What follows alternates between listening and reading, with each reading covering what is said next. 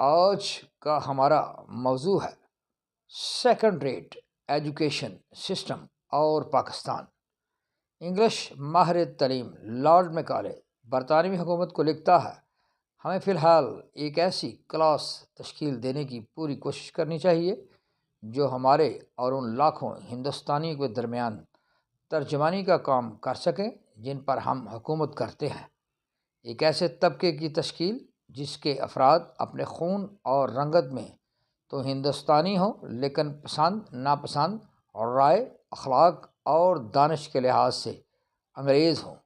پھر ایسی ہی class civil bureaucracy, uniform bureaucracy, judicial system غرض ہر شعبہ میں انہوں نے پیدا کی جو اب تک ان کے کام اور مقاصد کا تحفظ کرتی ہے۔ ضمانت کے طور پر ایلیٹ کلاس کے لوگ اپنا کرپشن کا پیسہ یورپ، براعظم امریکہ اور براعظم آسٹریلیا میں جمع کروا رہے ہیں۔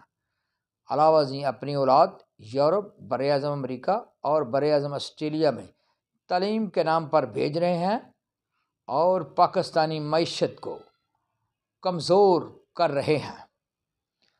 انگریزوں نے 3 قسم کا نظام تعلیم دیا جو اب تک جاری ہے۔ مثلا نمبر 1 سرکاری اسکولوں کا نظام تعلیم، نمبر 2 مذہبی مدرسوں کا نظام تعلیم، نمبر 3 پرائیویٹ اسکولوں کا نظام تعلیم۔ سرکاری اسکولوں اور مذہبی مدرسوں میں پڑھنے والے اکثریت بچے جسمانی طور پر فٹ ہیں لیکن ان کے دماغ جدید علوم کو سمجھنے اور حاصل کرنے سے قاصر ہیں۔ دوسری طرف پرائیویٹ اسکولوں اور کالجوں میں پڑھنے والے اکثریت بچے جدید موبائل اور جدید کمپیوٹر اپنے گھروں میں رکھتے ہیں، انہیں بہت زیادہ پڑھنا پڑتا ہے، ان کی جسمانی سرگرمیاں نہ ہونے کے برابر ہیں۔ یہ اکثریت بچے دماغی طور پر تو فٹ ہیں مگر جسمانی اور جنسی طور پر کمزور ہیں۔ نتیجتاً ہمارا second rate education system normal generation تیار نہیں کر رہا ہے۔ فنی تعلیم، سائنس اور ٹیکنالوجی کی تعلیم بہت ہی معمولی طالب علم حاصل کر رہے ہیں۔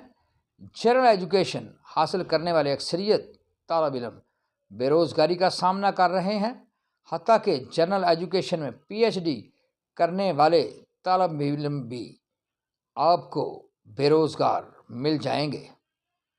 پاکستانی ماہر تعلیم اور حکمرانوں کو چاہیے کہ وہ یورپ جیسی سائنسی اور فنی تعلیم پاکستانی طالب علموں کو دیں، اسٹوڈنٹس کو تحقیق میں مدد دیں، تعلیم سے فارغ ہونے کے بعد اساتذہ اور کیریئر کاؤنسلرز ان کی کیریئر کاؤنسلنگ کر کے ان کو کامیاب بنائیں۔